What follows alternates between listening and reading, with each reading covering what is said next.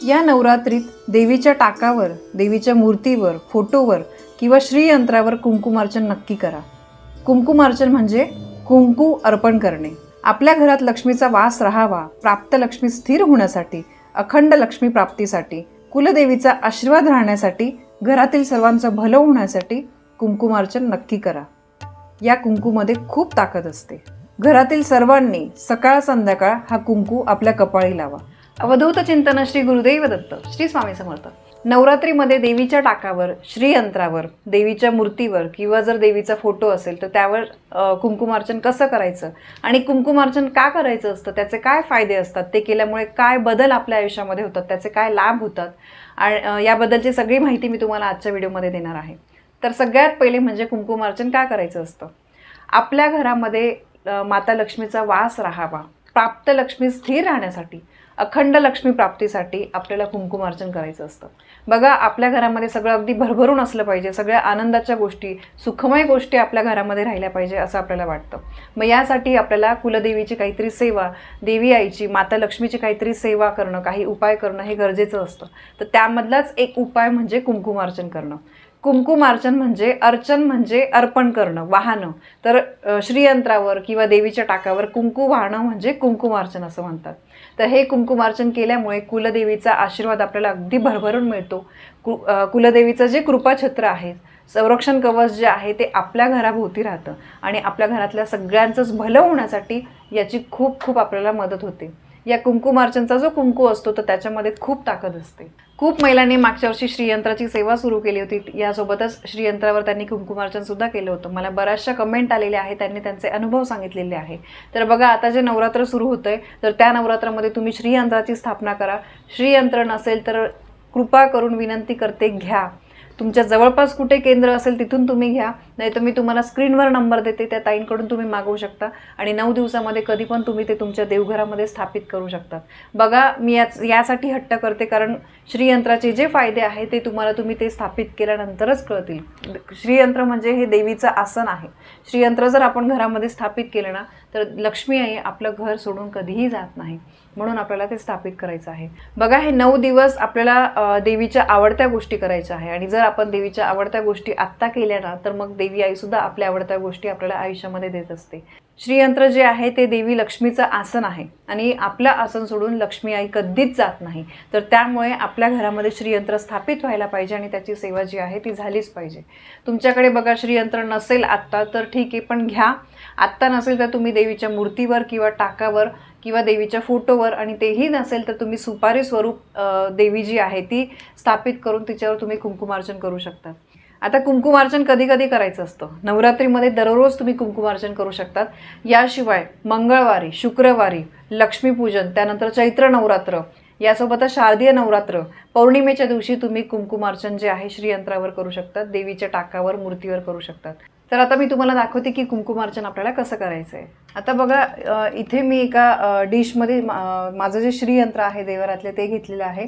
यावर आधीच मी कुंकुमार्चन केलेलं आहे, तर त्यामुळे कुंकू आहे. तर आता बघा, कुठल्या पण गोष्टीवर तुम्ही देवीच्या मूर्तीवर, आता माझ्या घरामध्ये आमची कुलदेवी जी आहे ती तुळजापूरची तुळजाभवानी माता आहे. तर तुळजाभवानी मातेची मूर्ती जी आहे ती मी रोज पूजत असते. तर ही मूर्ती माझ्या देवघरामध्ये असते. या मूर्तीवर किंवा तुम्ही तुमच्या श्रीयंत्रावर किंवा टाकावर सुद्धा तुम्ही अशा प्रकारे कुंकुमार्चन करू शकतात. फक्त लक्षात ठेवा, जेव्हा तुम्ही श्रीयंत्रावर कुंकुमार्चन करताय तर तेव्हा तुम्हाला हे 3 बोट वापरायचे, ठीक आहे, किंवा तुम्ही हे 2 बोटसुद्धा वापरू शकतात.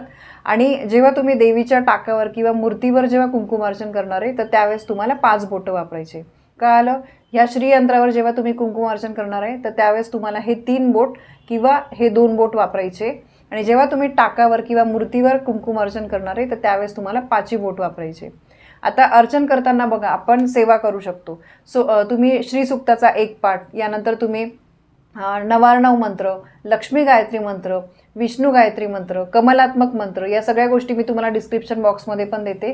तर हे तुम्हाला कंटिन्यू म्हणायचं आहे आणि शेवटी त्याच्या नमो नमा म्हणायचं आहे. आता बघा, मी तुम्हाला एकदा करून दाखवते की तुम्हाला कसं करायचं आहे. कुंकू जे आहे ते अगदी आपल्याला थोडं थोडं व्हायचं आहे, कारण आपण समजा 101 वेळेस 108 वेळेस जर कुंकू वाहणार आहे तर ते खूप जास्त होऊन जातं. तर त्यामुळे अगदी चिमूटभर कुंकू जे आहे त्याच्याने आपल्याला अर्चन करायचं आहे. आता समजा जर मी नवार्णव मंत्र म्हणत कुंकुमार्चन करते तर त्यावेळेस आपल्याला हे बघा याप्रमाणे ओम ऐं ह्रीं क्लीं चामुंडाय विचे नमो नमः, ओम ऐं ह्रीं क्लीं चामुंडाय विचे नमो नमः, ओम ऐं ह्रीं क्लीं चामुंडाय विचे नमो नमः, अशा प्रकारे आपल्याला कुंकुमार्चन करायचं आहे. तुम्ही श्रीसुक्त म्हणत असाल, प्रत्येक ओवीनंतर तुम्हाला नमो नमः म्हणायचं आहे. तुम्ही लक्ष्मी गायत्री मंत्र म्हणताय, प्रत्येक ओवीनंतर तुम्हाला नमो नमः म्हणायचं आहे. तुम्ही 11 वेळेस, 121 वेळेस, 51 वेळेस, तुम्हाला जसा टाईम आहे त्याप्रमाणे तुम्ही करू शकतात. बघा, तुम्ही 11 वेळेस जरी केलं पण ते तुम्ही अगदी मनापासून करताय, त्याला खूप महत्त्व आहे. आणि कुंकुमार्चनचे सांगू तितके कमी फायदे. आपल्याला या 9 दिवसामध्ये तर कुंकुमार्चन करायचंच आहे. आता हे झालं कुंकवाने मी तुम्हाला कुंकुमार्चन करून दाखवलं. आता नवरात्रीच्या 9 दिवसामध्ये तुम्ही वेगवेगळ्या गोष्टींचं अर्चन करू शकतात. म्हणजे बघा, फुलाच्या पाकळ्यांचं तुम्ही अर्चन करू शकतात. त्यानंतर ड्रायफ्रुट्स म्हणजे बघा काजू, बदाम, त्याचं तुम्ही अर्चन करू शकतात. लवंगाचं अर्चन, 101 लवंग तुम्ही वाहू शकतात. लवंग हे देवी आईला अतिशय प्रिय असतं. त्यानंतर वेलदोडे तुम्ही वेलदोड्यांचं अर्चन करू शकतात. अशा रोज वेगवेगळ्या गोष्टी तुम्ही अर्चन करू शकतात. ज्या गोष्टी देवी आईला जास्त आवडतात तर त्याचं आपल्याला अर्चन करायचं आहे. अशाच प्रकारे तुम्हाला टाकावर सुद्धा करायचं आहे. फोटो असेल तर फोटोचे फक्त आपल्याला चरणाशी कुंकू जे आहे ते अर्पण करायचं आहे. कारण पूर्ण वरून जर आपण अर्पण केलं तर फोटो खराब होऊ शकतो.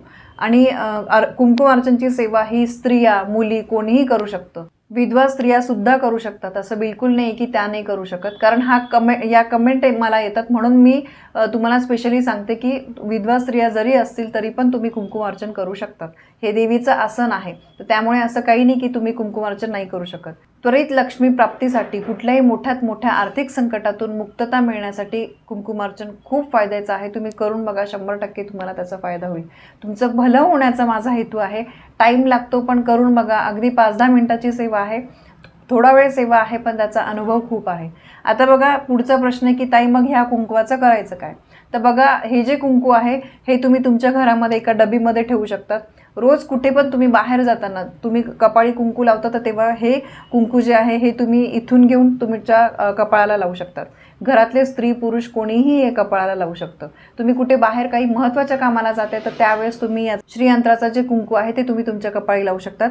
यामुळे तुमचं वाईट गोष्टींपासून संरक्षण होतं. देवी आईची तुमच्यासोबत नेहमी साथ असते.